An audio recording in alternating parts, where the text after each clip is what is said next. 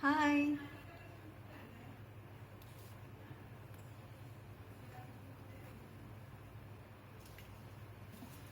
Hi. I'm back with another video, trying to make a third design. You'll ask me, what is it about designing in a mask? It is supposed to give us protection.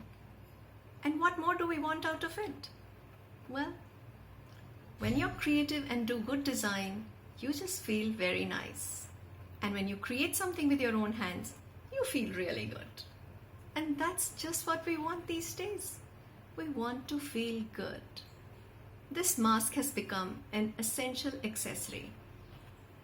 And why not then have a lot of good designs in it? Go ahead and use different fabrics. Go ahead and use some ribbons. Use laces. Use embroidery. Use sequins. Do what you like to make you feel happy. Let me show you what I have done today. I have used a cotton woven striped fabric. It's a handloom fabric. I have tried to give a nose fit here with a small box pleat, just about an inch long. It's going to open up like this, very cutely over the nose. And the strap is home stitched of the same fabric. It's attached to both sides. It goes into the seam. And then it runs into a casing which has been developed here and a hole that has been left here out of which it passes.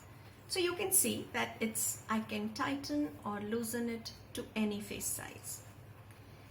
My starting point was the pattern which I used for other masks, because once the size is standardized, I really don't need to work on a pattern again, because this and this has been standard now.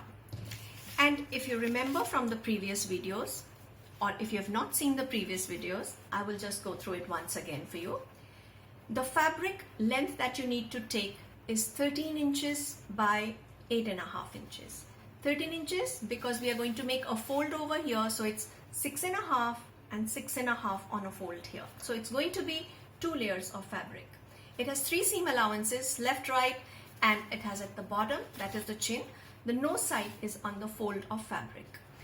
Since this is 8.5, quarter inch, the ready size will be 8, and this is 6.5, quarter inch seam will make it 6 1/4. We will reduce it with gathers this time to 3 inches. You have the pleat lines over here. You can see you have a dart over here, dart. I'm not going to use. All I'm using right now is my standardized outer pattern. And instead of the pleats, I'm going to use gathers as you've just seen in my pattern. Let me show you there. See this? These gathers are hand done. I took 4 strands of the sewing thread in a needle and I ran the needle through in a slightly large running stitch, and I pulled the fabric till here and I went back again. So it's pretty strong. It's not going to come out. It's gathered and it stays in place. See, like this? See it here? It's pretty strong. It's not going to go. So in our stitching, I have one side, when I have to do the side seams, these 2 sides, I left a hole here, I left a hole here, I left a hole here, and I left a hole here. These holes were used for attaching the string over here, and then an extra row of machining has been done here to do the casing all along, from here, from this end to this end. Now this casing allows the string to pass through. So this string is passing through this casing. And we still leave a little hole. Initially we had left 2 inches unstitched, but after getting the string out, you can hand sew this much area to tighten it, or you can machine it whatever way you find it easy. Do it like that.